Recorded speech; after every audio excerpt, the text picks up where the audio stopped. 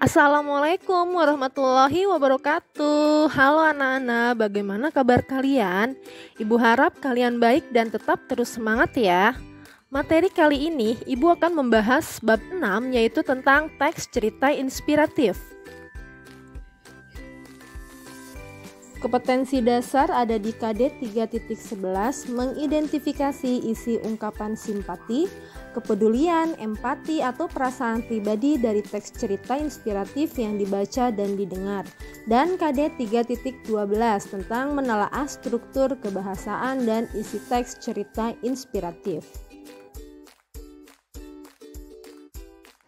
Lalu apa saja yang akan kita bahas? Yang pertama adalah pengertian, struktur, ciri kebahasaan, dan contoh teks inspiratif. Apa itu inspirasi? Inspirasi adalah bagian penting dalam produktivitas diri. Semua orang butuh inspirasi untuk menjalani hari-harinya. Inspirasi adalah motivasi yang membuat seseorang merasakan energi positif dan membuat hari lebih menyenangkan.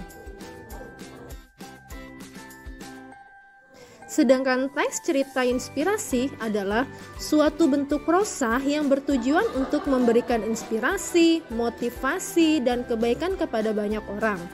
Cerita inspiratif bisa berdasarkan pengalaman seseorang, kemudian diceritakan kembali dalam bentuk prosa.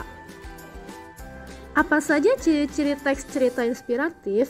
Yang pertama, terdapat insiden cerita yang menimbulkan perenungan atau interpretasi.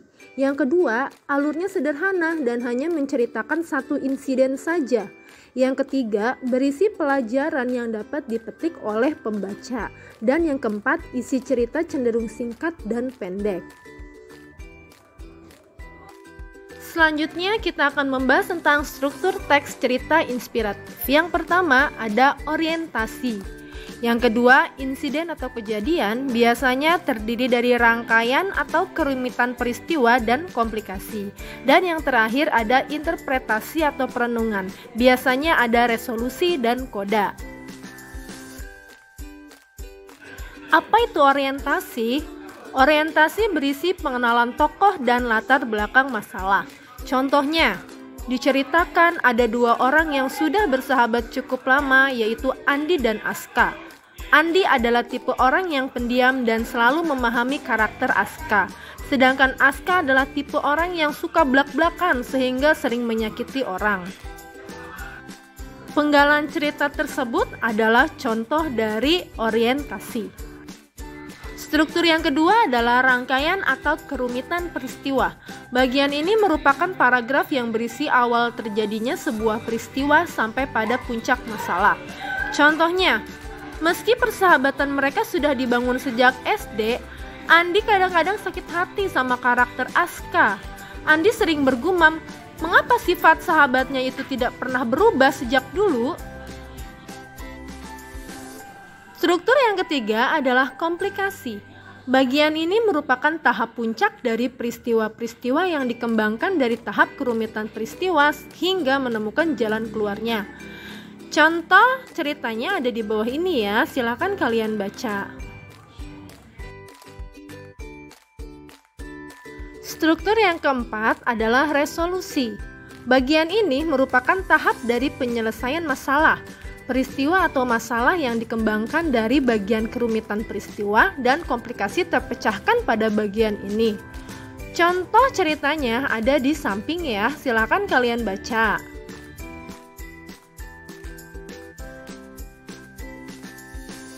Struktur yang terakhir adalah koda. Bagian ini merupakan bagian penutup dari sebuah cerita inspiratif dan jenis teks narasi lainnya. Dalam bagian ini terdapat kesimpulan dan pesan moral yang dapat diambil dari cerita tersebut. Selanjutnya ada ciri kebahasaan teks cerita inspiratif.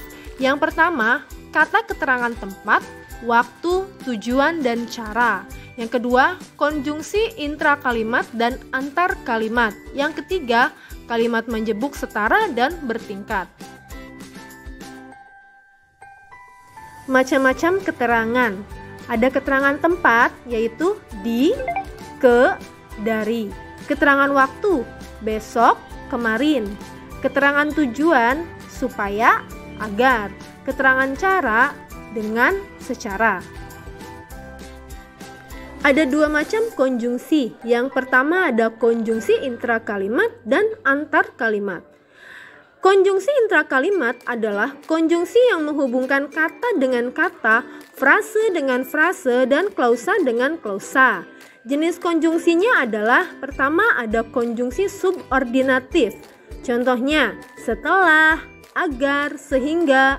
Dan yang kedua ada konjungsi koordinatif, yaitu dan, serta.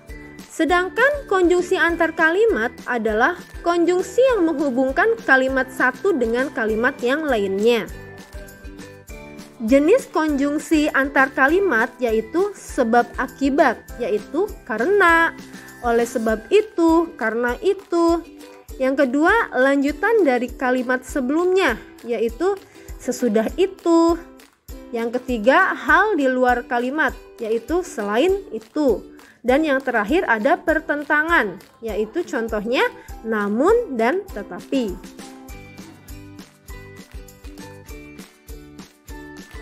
Kalimat majemuk terbagi menjadi dua, yaitu majemuk setara dan majemuk bertingkat.